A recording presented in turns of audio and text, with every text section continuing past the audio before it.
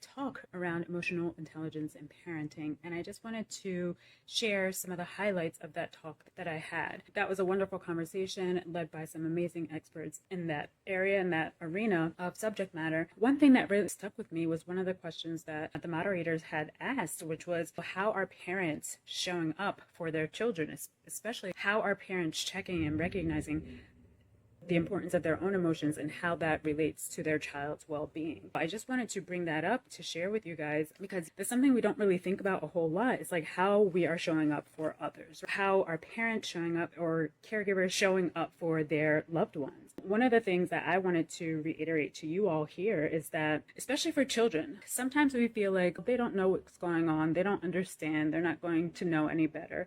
But let me tell you, kids are like little sponges. They pick up everything. No matter if it's a very adventurous or extroverted child, if they're more quiet and to themselves, reserved or introverted, it doesn't mean that they don't know what's going on.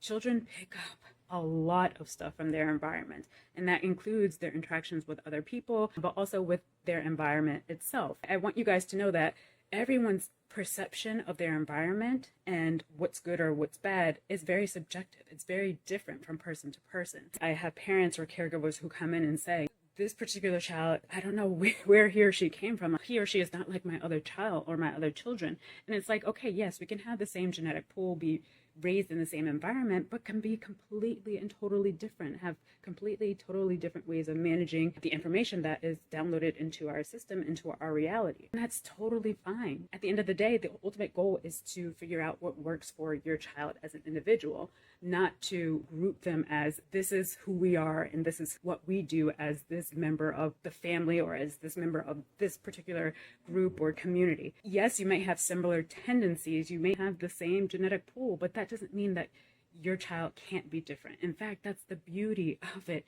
People are different. That's the celebration of the thing called being a human being. We have to do a better job at recognizing that and giving that commitment to children that it's okay to be different.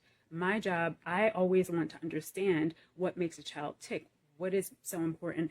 What is driving them to do the things that they do? I wouldn't know how to do that, or I wouldn't know if I didn't ask specific questions and try to get to know the child for him or herself, as opposed to just only listening to the information that the child's parents or caregiver is telling me. That was the first thing. The second thing is, when we are having these conversations, when we are checking in with these children, truly giving them that space to ask questions, to get clarifications, to get them to explain things from their perspective, but to do that in a way that is non-judgmental and non-reactionary. I know we all have a tendency to react or respond when we hear certain things. All of us experience it from time to time. We get triggered by things, right? That's part of our innate being. There's nothing wrong with that.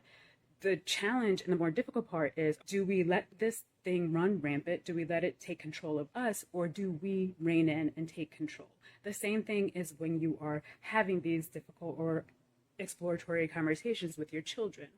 Want to make sure that you are giving that space and not bringing your own emotions or your own thoughts into your child's reality or experience. It's easier said than done, but you have to allow space for that. Finally, the third thing is, your child is very wise. They may be non-speaking, they may present themselves or behave in a certain manner, but just note on that topic of you showing up as a parent emotionally and how you're responding to your child, just know what you're speaking to them, what you're telling them expressively, but also the things that you are showing them that are unspoken.